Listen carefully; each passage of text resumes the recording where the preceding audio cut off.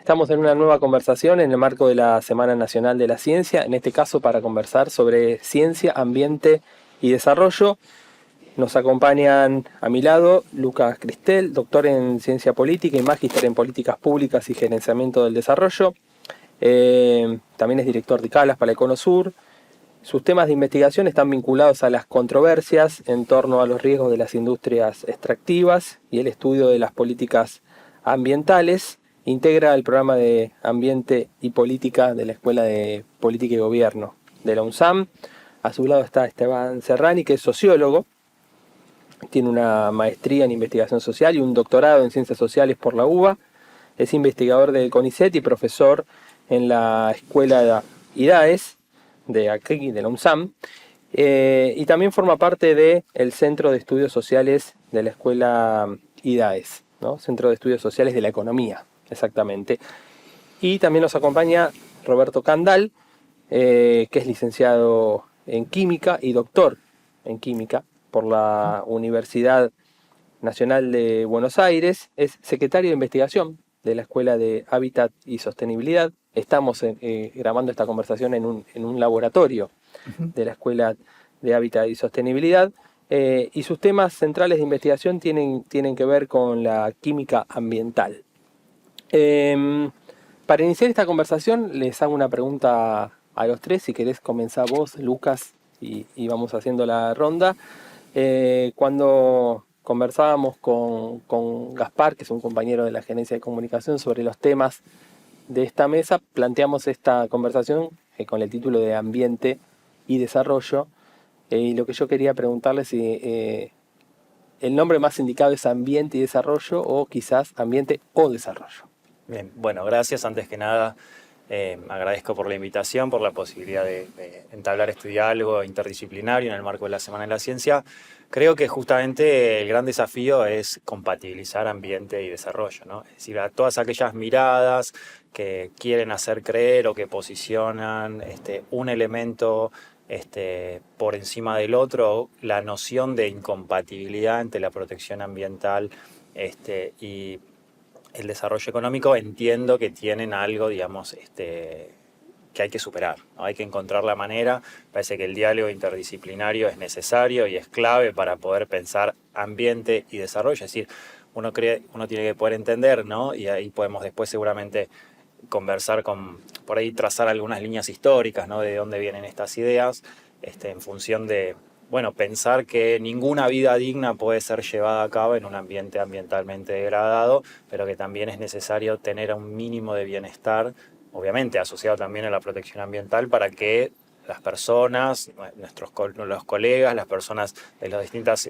instancias, sea cercano a la universidad, pero digamos en cualquier punto cardinal de nuestro país y del planeta, puedan tener realmente una vida satisfactoria en términos de posibilidades de recursos, ¿no? Entonces la idea es, bueno, desde nuestra perspectiva, ver cómo proteger el ambiente también en sentido de vivir vidas dignas, ¿no? En función de las posibilidades de las personas. Me parece que es una tensión bastante constitutiva del desarrollo capitalista, del desarrollo industrial, y que es de larga data, ¿no? Y me parece que a esa discusión hay que anclarla en la historia, hay que anclarla en relaciones de poder, hay que anclarla en asimetrías en términos de desarrollo, de cuidado medioambiental, de recursos, de tecnologías. Y esto es algo en lo que en la actualidad, y podríamos decir desde la década de 1970, pero muy especialmente desde la firma del Acuerdo de París, ¿no? Que incluye compromisos de los países en acciones para mitigar los efectos del cambio climático vinculado a la degradación del ambiente, es una combinación irresoluble entre pensar el desarrollo, es pensar la relación entre el desarrollo de las fuerzas productivas en relación con el ambiente. Así que tendremos para charlar sobre esto en esta charla. Sí, más o menos por la misma dirección, digamos. Yo diría desarrollo y ambiente, o mejor dicho, un desarrollo tratando de proteger el ambiente, minimizando los impactos, ¿no? Es decir, desde el punto de vista que más conozco yo, que es el lado más de la química, no tanto de las ciencias sociales, siempre que hay un desarrollo de productos químicos nuevos o de tecnologías nuevas para generar commodities y productos que necesitamos para la vida cotidiana, hay un impacto ambiental. Eso es innegable, no se puede prácticamente evitar. Lo mismo en las industrias extractivas, ¿verdad? Cuando sacamos petróleo, carbón, qué sé yo, incluso cuando se cultiva para generar alimentos, siempre hay un impacto ambiental que es muy ilusorio pensar que alguna vez va a ser cero, por lo menos con las tecnologías que manejamos por el momento, pero sí se puede minimizar. Y de eso hay pruebas a lo largo de toda la historia, ¿no? Es decir, siempre que hubo un desarrollo, se intentó a lo largo modificar esas tecnologías para que generen un menor impacto ambiental. Esto es algo que tal vez se olvida, pero muchas técnicas de preparación actual de productos químicos, vuelvo a mi campo por ahí, que conozco un poco mejor, las actuales, quiero decir, son consecuencia de una evolución de las técnicas que se utilizaban 100 años atrás, 50 años atrás, que estuvieron motivadas en alguna medida, por el impacto ambiental que tenían las primeras formas de preparación. Es decir, que podemos hablar de desarrollo, por supuesto, lo necesitamos, debemos minimizar el impacto ambiental y es algo en la cual en la historia de la humanidad hay antecedentes de que se han tratado de minimizar esos impactos ambientales. Lo que pasa es que como que a veces corremos muy atrás de la liebre, ¿no? Es decir, se generan terribles impactos ambientales que no estamos en condiciones de arreglar en estos momentos. Tal vez por desidia, por mala utilización de las tecnologías, pero definitivamente es una posibilidad y un camino que hay que llegar, de eso de minimizar los impactos. Los tres forman parte de centros de investigación, digamos, no son investigadores que trabajan, más allá que el conocimiento es colectivo y demás, forman parte de centros de investigación que producen investigación vinculados a estos temas. Los resultados de sus investigaciones o las conclusiones o los procesos o los trabajos que fueron construyendo en todos estos años de investigación son apropiados por el sector productivo, apropiados por el Estado a la hora de definir o diagramar algunas políticas públicas vinculadas al ambiente o al desarrollo, apropiado por las comunidades, la sociedad, digamos, que suele estar en territorios donde puede haber, por poner un ejemplo, ríos que tienen problemas o montañas donde hay proyectos de extracción minera. ¿Quién es quién lee, digamos, o a quién le sirve la investigación que ustedes producen? Bueno, siguiendo el orden, pero después la idea, bueno, sí, tratar de hacer un diálogo rico. En ese sentido, uno de los grandes desafíos siempre de las ciencias sociales que se nos pide, se nos marca y también nosotros lo problematizamos es, bueno, justamente la utilidad social de ese conocimiento científico acumulado, colectivo, ¿no? que se viene diciendo. En esa línea, sobre todo en el área de ambiente y política, justamente pensamos, más allá de la línea que vos marcabas al principio de mi investigación en el marco de investigador CONICET, trabajamos desde la perspectiva amplia de las coaliciones ambientales para entender el avance o no de las políticas ambientales. Eso creo y sostengo que tiene un impacto que es necesario conocer, decir por qué y bajo qué condiciones las políticas ambientales avanzan, ¿no? Un poco en función, ¿no? de esto que también compartía Esteban y Roberto, de pensar, bueno, que es necesario minimizar los efectos ambientales de ciertas actividades antrópicas y una manera que tenemos en el marco de un Estado de Derecho, con capacidades estatales, con capacidades burocráticas, con intereses multiactorales, es justamente la política ambiental, ¿no? Dentro de la política ambiental hay un montón de instrumentos que justamente nosotros desde el grupo del área de ambiente y política tratamos de entender bajo qué condiciones pueden avanzar, se pueden implementar efectivamente políticas ambientales y en qué condiciones no. Y ahí es importante lo que compartía Esteban al principio, en también pensar la disputa en torno a las políticas ambientales y a estas tensiones entre ambiente y desarrollo en términos de actores, ¿no? Es decir, actores políticos con intereses particulares, pero que también esos actores políticos responden a intereses sociales, en este caso comunidades, ONGs, asambleas ambientales, la academia, un público muy general, y actores económicos que también están pujando por maximizar sus dividendos, ¿no? Sus beneficios. En ese marco hay toda una disputa entre coaliciones multiactorales que bregan por imponer una política llamada de desarrollo más basada en la explotación intensiva de recursos naturales o políticas más ambientales. Lo que vemos en la Argentina es que hay un matiz, un mosaico de avances dispares. ¿no? Es decir, hay avances dispares en lo que tiene que ver con la formulación e implementación de políticas públicas con provincias. Recordemos, ¿no?, que en la Argentina las unidades subnacionales tienen el dominio originario de los recursos naturales. Eso también le da una particularidad a la Argentina y entonces podemos encontrar provincias donde hay una política ambiental más avanzada.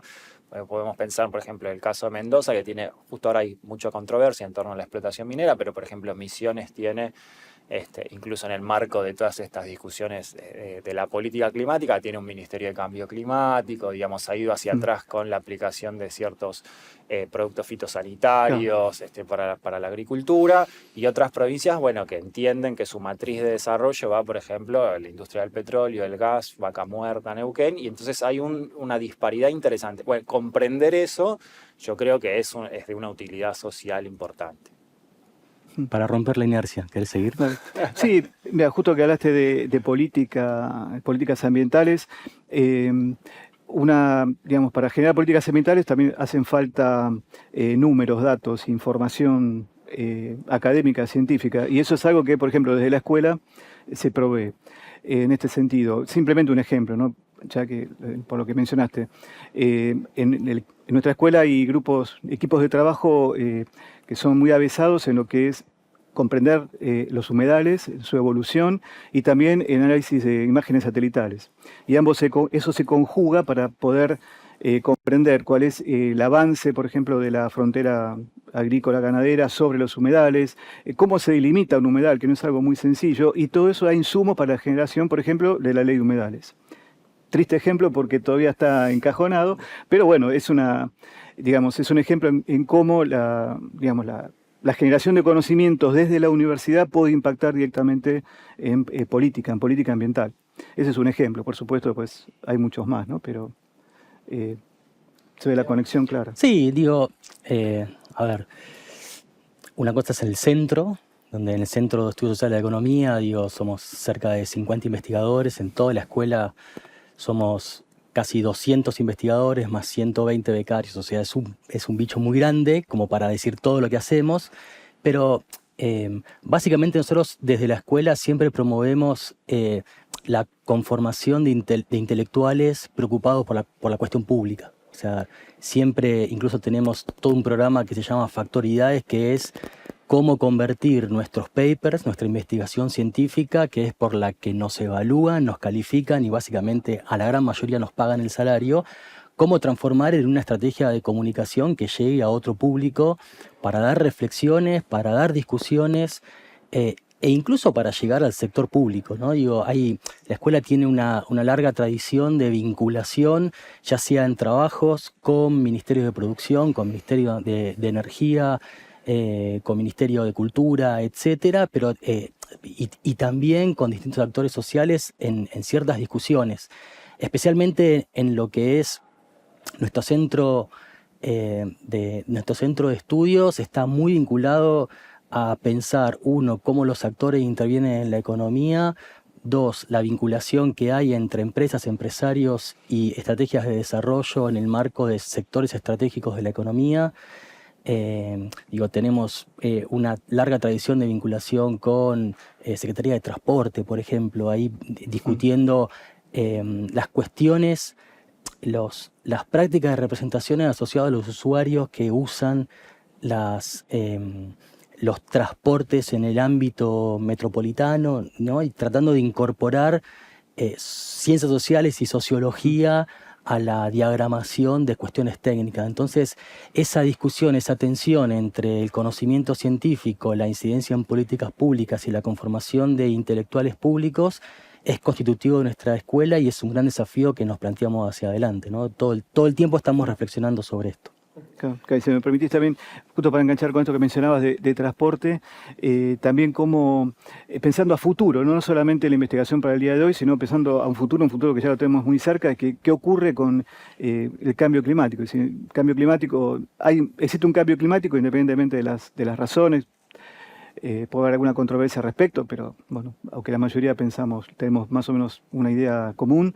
Pero ¿cómo va a impactar eso, por ejemplo, en el transporte? Y desde la Escuela también de Hábitat y Sostenibilidad, el Instituto de Transporte tiene un estudio muy avanzado sobre cómo impacta eso en distintas vías, distintos medios, por ejemplo, fluvial, carretera, trenes, es decir, donde un aumento de la temperatura puede aflojar las vías, por ejemplo. Bueno, ahí hay que proceder a reforzarlo. Donde un aumento en el nivel del mar puede afectar a los puertos. Bueno, eso hay que ir a reforzarlo. Entonces también nuestra contribución desde la academia es pensando en el futuro para, nuevamente, proveer información para que los tomadores de decisión puedan actuar, ¿no? Adecuadamente, antes que ocurra el desastre. Otro punto interesante, digamos, de vinculación entre la escuela, en este caso particular, la Escuela de Política y Gobierno, tiene que ver con la formación de cuadros técnicos y profesionales al interior del Estado, ¿no? Claro, y creo que todas eso es las muy escuelas de la universidad tenemos dentro de nuestra amplia oferta académica cursos específicos, diplomaturas o especializaciones que están pensados específicamente para funcionarios públicos. Y eso me parece que hace un poco lo que decía Esteban, ¿no? O sea, traer al Estado al interior de la universidad y generar esos procesos de vinculación y de capacitación que tiene que ver con justamente lo que vinculábamos antes, ¿no? La efectiva implementación, en este caso, de políticas ambientales tiene que ver con profesionales preparados. Y ahí también la universidad cumple un rol. Seguro. Roberto, vos mencionabas en tu primera intervención que cada desarrollo, cada transición energética o cada combustible que se va reemplazando, cada tecnología que se va reemplazando, mejora, digamos, algunos procesos anteriores o debería ocurrir eso. Eso es percibido, o sea, hay algo que fue parte de todas las conversaciones que tuvimos que tenía que ver mucho con, digamos, también una tensión que hay entre el conocimiento científico, ¿no? y la voz autorizada de la ciencia para contribuir con conocimiento científico de calidad a la información pública, al debate público y las percepciones, digamos, de la sociedad en determinados debates. Y hay también una tensión, y que retomo un poco la primera pregunta que les hice, hay una tensión en términos de que si la transición energética, por ejemplo, o las energías limpias, o la energía verde, y toda una serie de terminología que queda asociada, digamos, a, bueno, esto no contamina tanto como contaminaba lo anterior, si la sociedad, digamos, decir así. Cuando digo sociedad me refiero a sector privado, comunidades, instituciones que median, como pueden ser ONG, contribuyen, digamos, a que esa información de calidad que producen ustedes con el conocimiento científico circule, sea un insumo para discutir con más calidad, o sienten que está todo la discusión pública está tan contaminada que a veces es difícil llegar con un estudio hiper especializado que mida la contaminación del agua, para que eso se convierta en un insumo de decir, bueno, hay que hacer determinadas cosas, hay que mover determinadas industrias de esta zona porque si no el río va a seguir estando mal. Son muchas preguntas. No, lo que quería decir al principio es que digamos, la mejora del impacto ambiental, la disminución del impacto ambiental es uno de los motivos que a veces impulsa un cambio tecnológico, ¿no? Un cambio de tecnología. No el único, por supuesto, pero es muchas veces uno de ellos. Respecto a si la sociedad percibe esa, no sé, esa necesidad o esa información vinculada a que un cambio tecnológico o de localización de empresas es necesario para mejorar el ambiente, ahí la respuesta, yo diría, es un poco ambigua. Por un lado, las comunidades son mucho más conscientes de su problemática ambiental de lo que habitualmente creemos. Y eso lo vemos nosotros con trabajo de campo que se realiza en barrios, en localidades, en villas o pueblos pequeños, llamados de esa forma, que están, digamos, de alguna forma vinculados, por ejemplo, con algún sistema agrícola ganadero o, no sé, a un lugar que reciba un impacto ambiental determinado. La gente que vive en esas zonas está preocupada. Tal vez no tenga conocimiento acabado de qué es lo que está cambiando en el ambiente, pero sí les preocupa, sabe que el agua se contamina y tienen que la tierra también, que el aire ya no es la calidad que tenían antes, en fin. la población es consciente de eso, también en muchos casos se reúne y se organiza para averiguar, para informarse, para tomar medidas. Bueno, caso de eso, por ejemplo, lo tenemos en la explotación minera que se quería realizar en Esquel hace mucho tiempo, que prácticamente se realizaba, pero a partir de un movimiento que surgió de la población, prácticamente de gente que empezó a sospechar que la cosa no era tal como se la estaban informando. Bueno, hubo toda una reacción al respecto y finalmente ese emprendimiento minero no se realizó en el lugar. O sea que la población tiene cierta conciencia de este lugar. E incluso existen herramientas en la actualidad que también se desarrollan desde la universidad para que poblaciones que no están especializadas, o sea que no son ni químicos ni biólogos ni nada por el estilo, tengan herramientas que le permitan hacer un monitoreo de su ambiente por sí mismo y después, en base a esos resultados, consultar con gente que pueda darles un asesoramiento al respecto. Pero ya existe ese tipo de herramientas y la gente se organiza, no en todos lados obviamente, pero parte de gente se organiza y las puede tomar. Eso por un lado. Pero por otro lado también, en forma paralela, todo respecto a eso que vos mencionabas de la energía verde, de los productos naturales verdes y todo, no solamente energía, ¿no? Sino todos los productos que uno consume que están teñidos de color verde, ahí también hay un problema de mala información. Es decir, mucha gente puede pensar erróneamente que, bueno, si yo reciclo mi botellita de PET y junto a la basura como corresponde y la desecho como me informaron, estoy libre de culpa y cargo. Ya cumplí con todo lo que yo tenía que hacer para dejar el ambiente libre. Y no es así. Y en algunos casos se ve un exceso de publicidad, eso por lo menos lo noto yo, un exceso de publicidad al respecto, ¿no? De cosas verdes y que nos van a salvar la vida y que es la forma de arreglar el ambiente y no necesariamente es así. Entonces tenemos las dos situaciones. Por un lado, gente que es consciente de sus problemas y busca soluciones, y por otro lado también un cierto bombardeo en pensar que si uno hace ciertas cosas bien, el ambiente va a estar resguardado. Y con eso creo que tenemos que tener mucho cuidado. El tema de las energías verdes también es un tema delicado, porque uno piensa en energía solar, fenómeno. Está bien, usamos energía solar, que es gratis, viene de arriba, tenemos paneles solares, pero ¿cuál es el impacto ambiental de la generación de esos paneles solares? Hay que hacer muy bien la cuenta en carbono, la cuenta de energía, la cuenta en agua, para saber si en realidad eso es mejor que quemar petróleo, por ejemplo. Entonces, por supuesto, hay fuentes de energía que sí son, desde el punto de vista ambiental, por lo menos lo que nos interesa ahora, que es la eliminación de gases de efecto invernadero, ¿no? Que es uno de los puntos más claves, son ambientalmente más benignas. Y si no lo generan o lo generan en mucha menor proporción, y hay que estudiarlas. Pero no todo lo que se presenta ahí como energía verde realmente es tan verde como uno quisiera. Entonces, al respecto, hay que tener mucho cuidado. Buenísimo. Usted hizo una pregunta larguísima y la contestaste Y sí, fue todo. muy largo. Esteban, sobre Sí. esta última parte, que Sí. quizás está muy vinculado a tu expertise, vinculado a la transición energética y las energías limpias y demás. Retomando la primera pregunta, ¿no? Decías la tensión entre desarrollo y ambiente, ¿no? Cuando uno mira la gobernanza internacional del cambio climático, hay dos conceptos claves que están dando vuelta por ahí. Uno es la adaptación y otro es la mitigación, ¿no? Uno podría decir la mitigación, que es cómo la economía reduce emisiones, lo que venía diciendo Roberto, ¿no? Y ahí hay que hacer la cuenta. Y después está la adaptación, que es, bueno, una vez que el ambiente se ha degradado, ¿cómo hacemos para proteger a esas poblaciones que sufren los impactos históricos de los últimos 200 años del desarrollo industrial capitalista de los países del norte especialmente, ¿no? Por eso hay que ponerle historia y hay que ponerle responsabilidades históricas a quienes fueron los principales causantes de los efectos de gases invernadero del cambio climático. Entonces, con esas, digo, entonces, y hay mucha tensión, ¿no?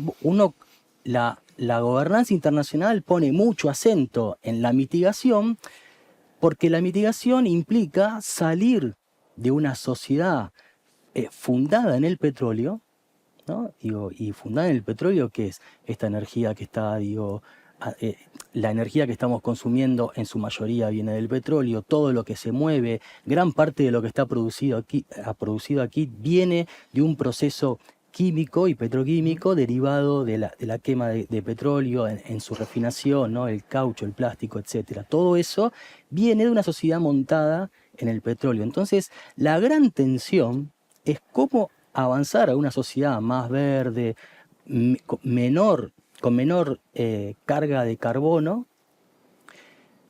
saliéndose de la infraestructura de la sociedad global que está montada sobre una estructura fósil dependiente. Esa es la gran transformación que implica la tensión entre ambiente y desarrollo. Y por otro lado está la adaptación.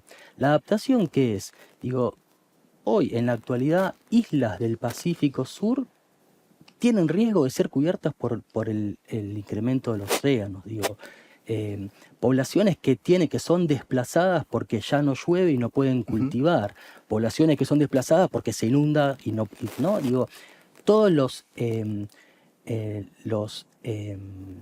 accidentes climáticos, no son accidentes, pero las causas climáticas extremas que cada vez son más recurrentes, tienen en su reverso muy poca financiación para esas poblaciones que están sufriendo los efectos del cambio climático. Entonces, digo, por eso yo siempre insisto en que necesitamos ponerle historia, necesitamos ponerle actores, y no es lo mismo la responsabilidad histórica que tienen aquellos países que han derivado su bienestar y su calidad de aprovecharse de la sociedad fósil, de aquellos países que sufren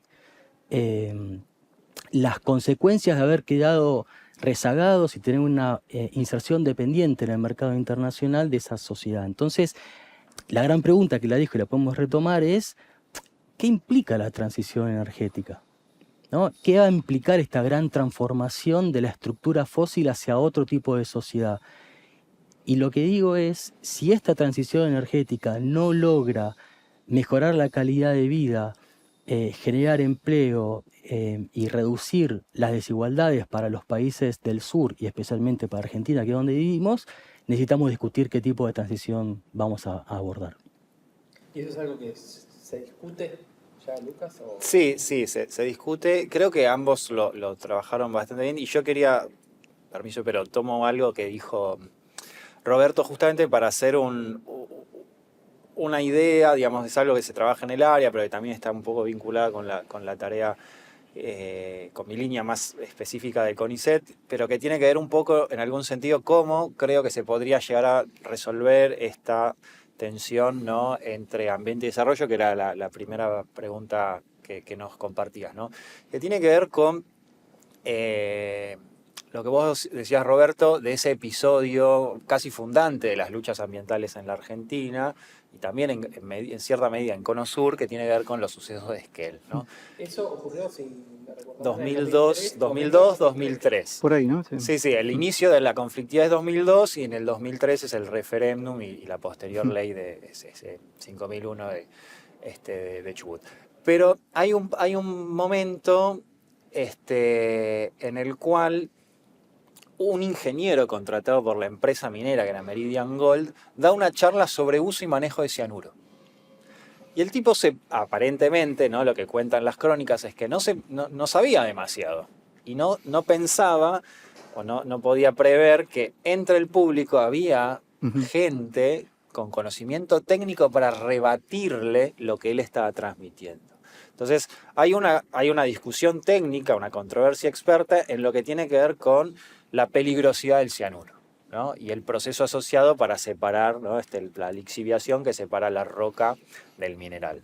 Entonces, ahí me parece que hay para mí, que es un elemento central para tratar de discernir y resolver esta cuestión de la tensión entre ambiente y desarrollo, que tiene que ver, como bien decía Roberto, que no hay actividad antrópica que no genere algún tipo de consecuencia, ¿no? Entonces, ahí lo que me parece que está faltando, o al menos desde mi punto de vista lo que falta es participación ambiental.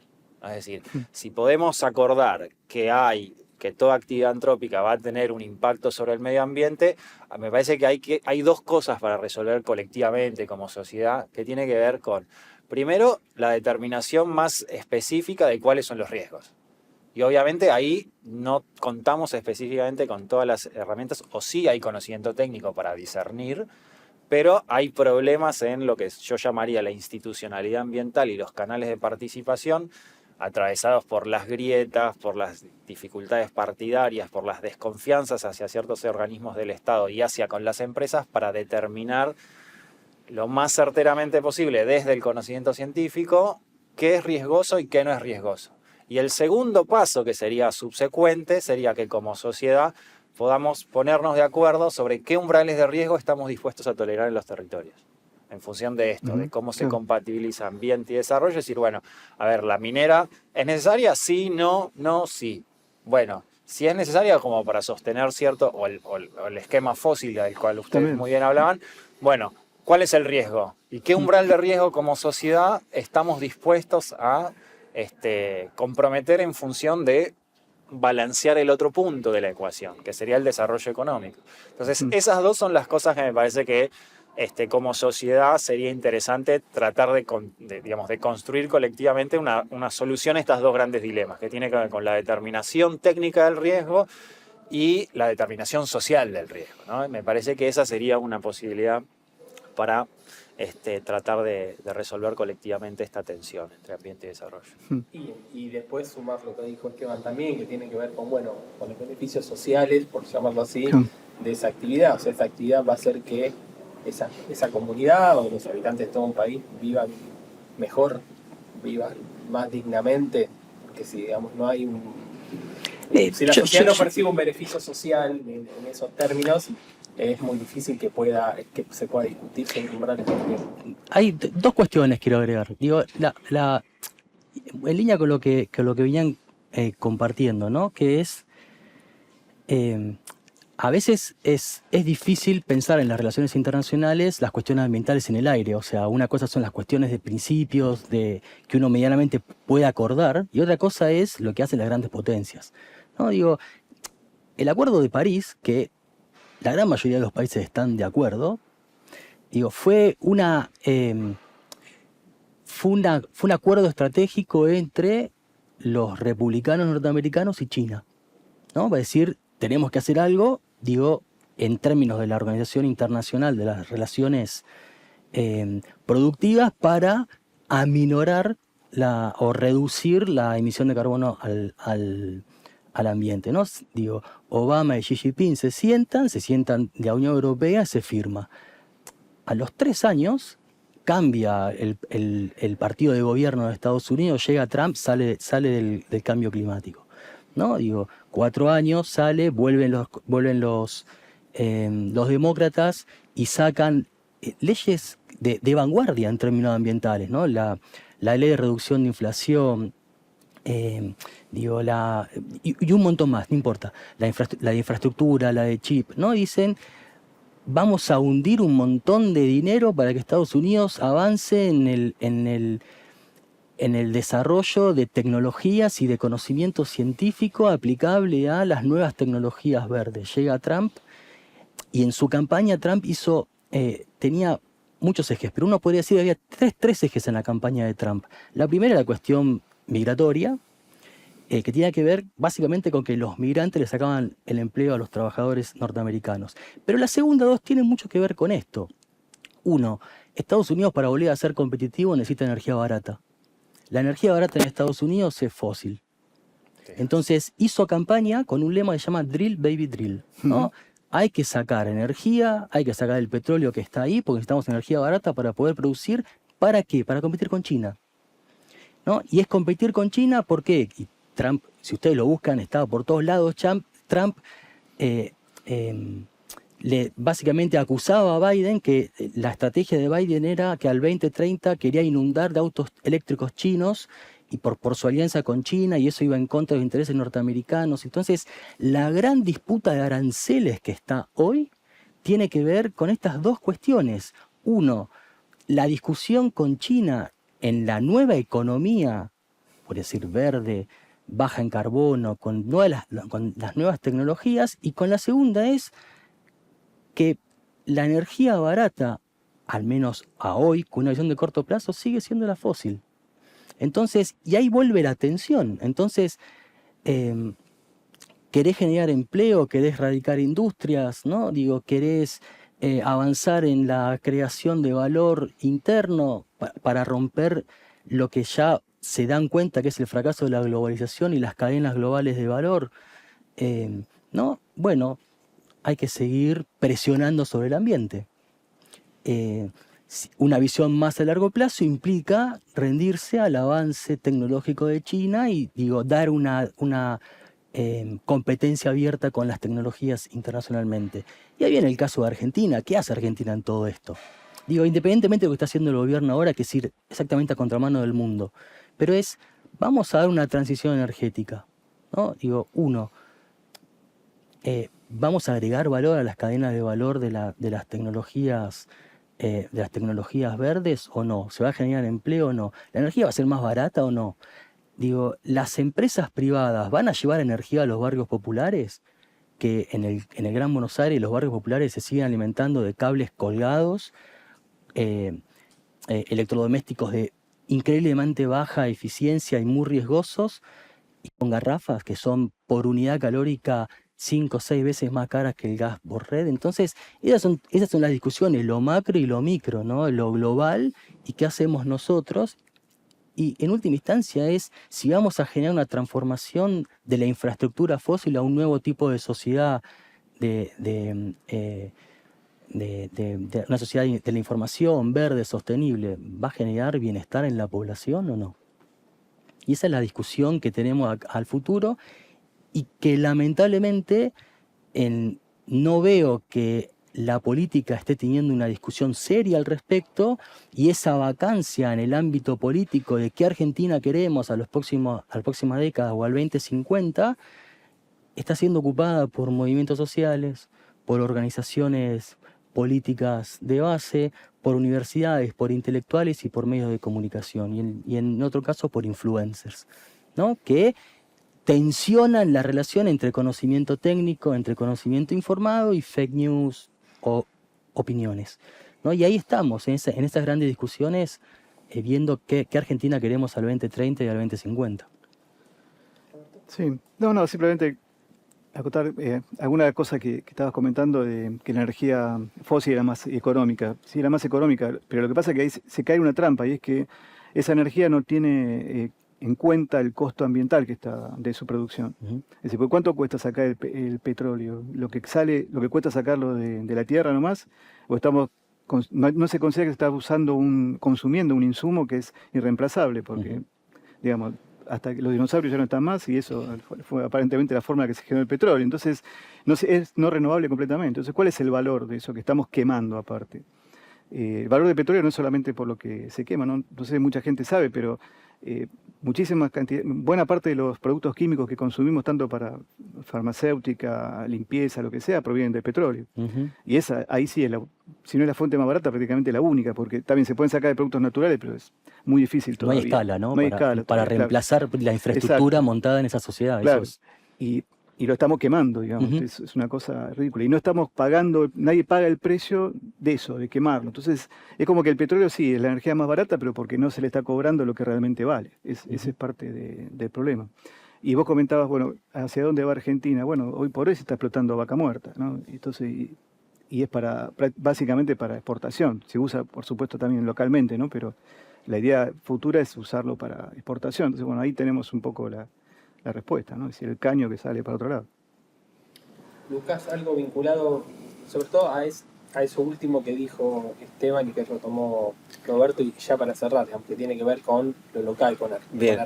No, bueno, creo que Argentina, evidentemente, ahí estamos de acuerdo, me parece que hay una ausencia absoluta de discusiones estructurales sobre el rumbo al cual se le quiere dar a la Argentina, y que tiene que ver también con un rumbo estratégico y con una condición de posibilidad, ¿no? Uh-huh. En algún sentido, por ejemplo, una de las discusiones que también en menor escala ha estado sobre la mesa, que tiene que ver con la capacidad argentina de hacer baterías de litio, ¿no? Uh-huh. Y de escalar industrialmente el litio, o si conviene ser proveedor de carbonato de litio a gran escala, sin industrialización.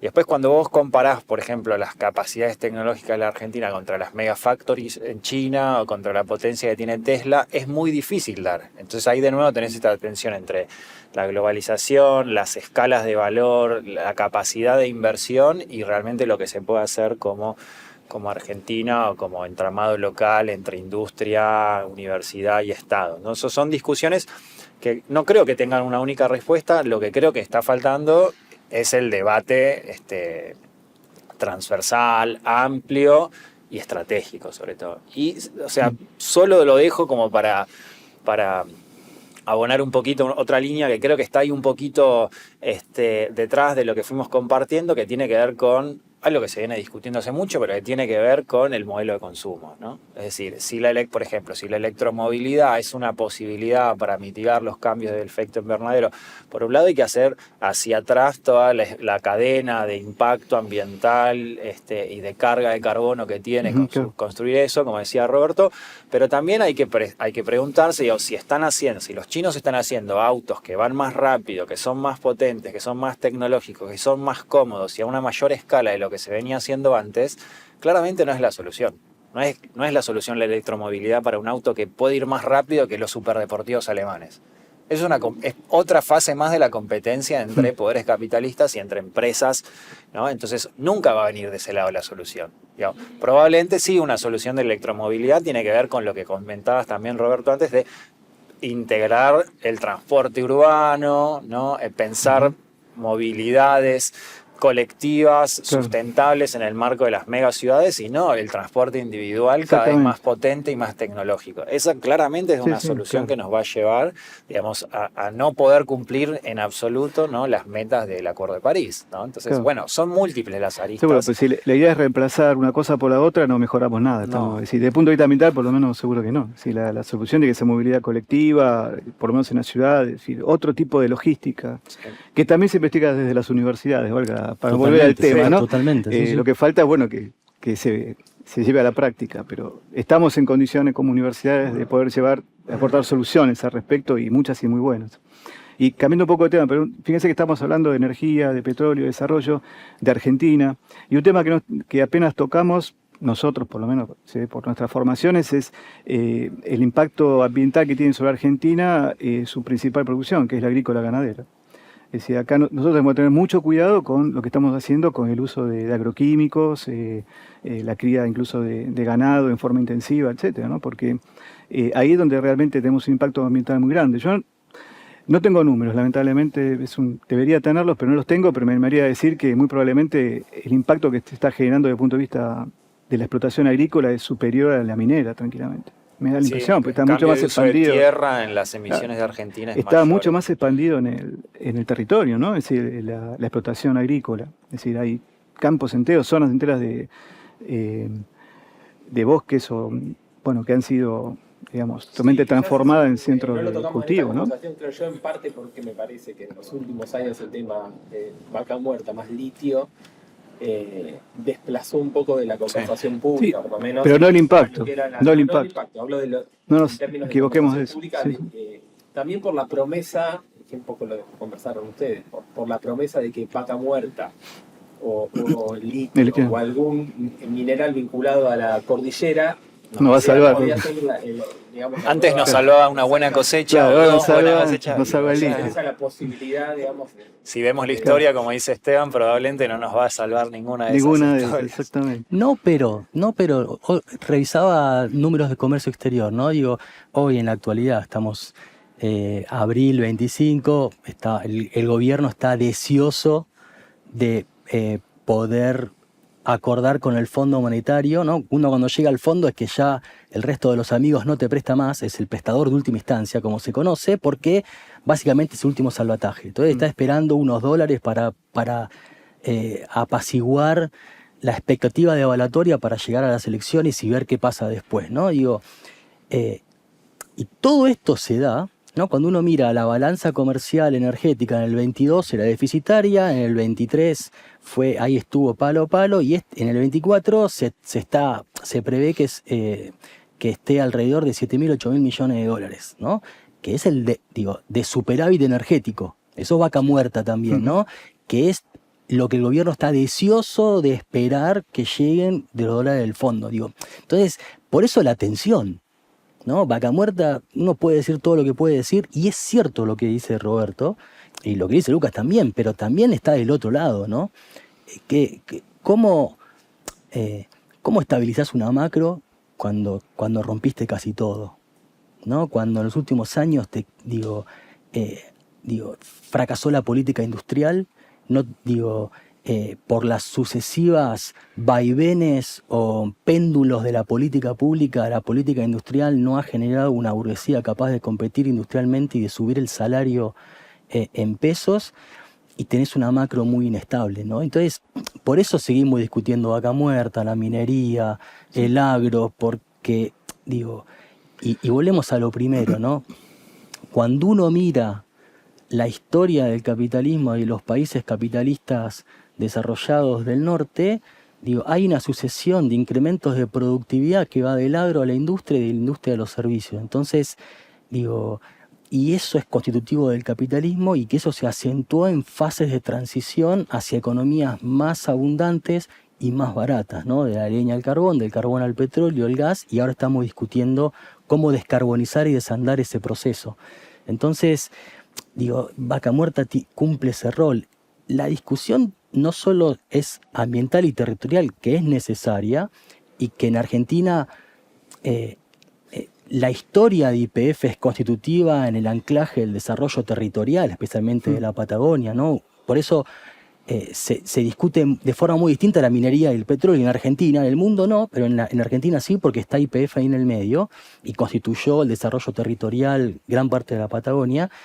Pero la discusión es qué vamos a hacer con el excedente de vaca muerta, ¿no? Y esa discusión, como decíamos, no está dado en la agenda pública, ¿no? ¿Para qué queremos desarrollar vaca muerta? ¿Y qué vamos a hacer con el excedente de vaca muerta para construir una sociedad distinta, más igualitaria y con mejor distribución del ingreso? Digo, esa discusión no está y creo que las universidades tenemos que avanzar en proponérsela a la sociedad.